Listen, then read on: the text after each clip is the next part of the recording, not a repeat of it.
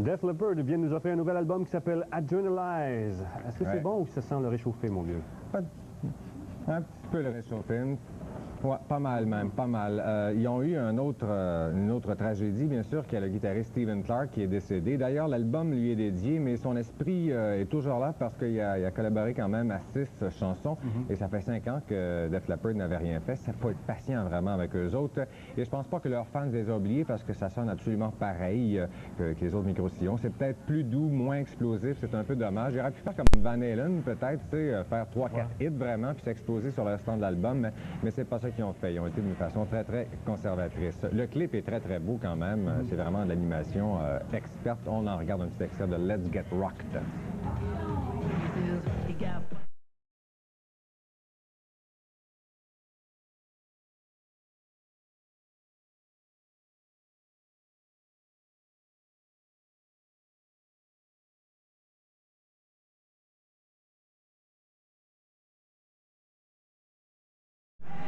Et l'album a été réalisé par Mike Shipley, qui est de l'entourage de John Mottling, pardon, qui est toujours dans le paysage. C'est un producteur exécutif. C'est bien réalisé, bien sûr, mais ça commence à sentir un peu le corporate rock. Je pense qu'ils sont un peu fatigués, nos amis Def Leppard. C'est quand même pas mal, ça va sûrement vendre. Maintenant, les flashs. Il y a 9 ans, 3 comédiens se réunissaient pour former un groupe fictif qui se moquait du métal. Sur ce deuxième album, Spinal Tap s'en moque toujours, mais juste au niveau des paroles. La musique, elle, est excellente. Slash, Jeff Beck et Joe Satriani y ont participé. À l'époque où la musique progressive était populaire, les supergroupes étaient chose commune, c'est-à-dire des groupes formés de musiciens très connus. Little Village n'a rien de progressif, mais c'est un supergroupe avec Ry Cooder, John Hyatt, Jim Keltner et Nick Lowe, vraiment à conseiller. Musique Plus présente Ofraza ce jeudi au Spectrum et si on en juge par son nouvel album Kyria, ça devrait être un très bon concert. Cette fois, Ofra n'a pas essayé de faire un album pop américain. Elle est plutôt retournée à ses sources israéliennes, apprêtées par l'as réalisateur Don Was. Le groupe pop français Indochine fête ses 10 ans en grande pompe avec cette compilation, le Birthday Album, totalisant non moins de plus de 77 minutes de musique. Un titre inédit, La guerre est finie, et 18 autres de leurs meilleures compositions. La mode pour les guitares atmosphériques semble prendre de plus en plus. Ça a commencé il y a plusieurs années avec Cocteau Twins et depuis 2 ans, il y a un groupe du genre qui pousse à tous les 2 mois. Slowdive fait partie de cette vague. L'album s'intitule Just for a Day. Intéressant. En enlevant beaucoup de guitares, mais tout en gardant le même ton alterno-dépressif, on obtient Cranes, qui lui aussi en est à son premier disque, qui ne m'impressionne pas beaucoup, je dois dire. On dirait que la chanteuse a pris au moins un pot de Valium avant l'enregistrement. En terminant, un super maxi double du groupe de Wonder Stuff qui plaira beaucoup plus aux mordus du groupe qu'aux fans moyens. On a droit à 2 versions de Welcome to the Cheap Seats, Caught in My Shadow, Circle Square, une version de That's Entertainment, en plus de 3 autres. Jean-Pierre Ferland qui a brisé un silence sur disque de 7 ans. 7 ans, exactement, puis c'est un retour pour lui. Il a 57 ans, Jean-Pierre Ferland, et comme poète, j'avoue qu'il n'a pas perdu sa forme, il a toujours la verve facile. Il nous parle de la nature un peu.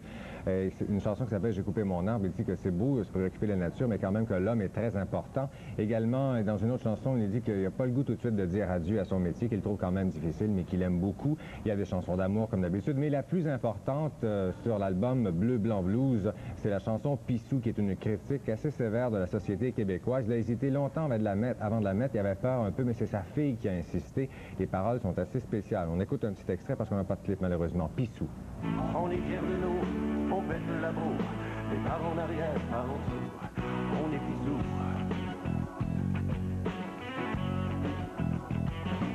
Oh, les calvaires, on prend nos grands airs, mais par en arrière, par en dessous, on est pissou.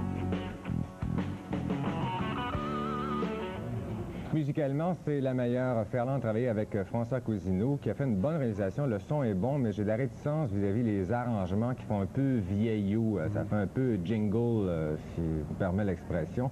Je pense que Jean-Pierre Ferland mérite mieux que ça quand même comme musique. Voici maintenant les numéros 1 de la semaine.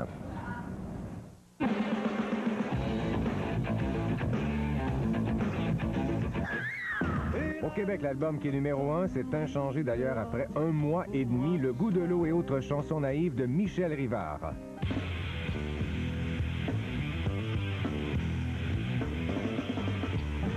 Au Canada, Canada, 3 fois platine déjà. Et comme la semaine dernière, Nirvana numéro 1 avec son album Nevermind. Aux États-Unis, après à peine 6 semaines sur le top 200, cet album demeure numéro 1 pour la 2e semaine consécutive, la bande originale du film Wayne's World.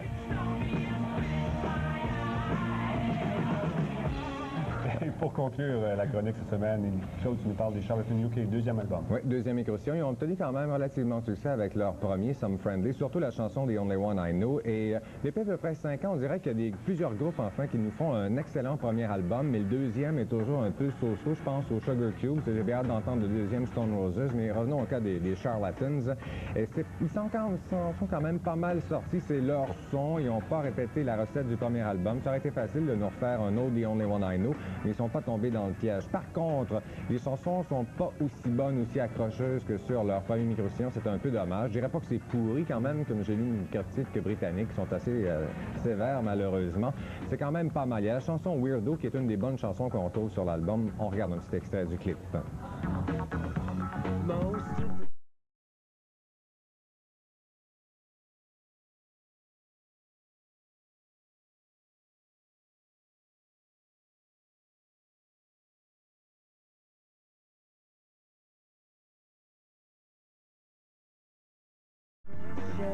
Alors, je ne crois pas qu'ils se créent vraiment des nouveaux fans avec ce micro-sillon-là, mais ceux qui aiment bien les Charlatans, quand même, en auront pour leur compte. Il y a la moitié de l'album qui est très, très bon, fort intéressant. L'autre moitié est un peu moyen, mais peut-être à conseiller pour les fans. Ça. Merci beaucoup, Claude. On se retrouve donc mardi prochain pour une autre chronique à la plage.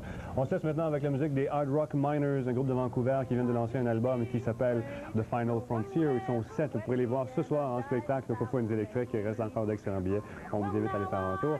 Et demain, on aura un reportage, justement, de notre ami Geneviève sur cette formation. Ici Denis Talbot. On se revoit demain. Merci, Claude. Salut. Oh Lord.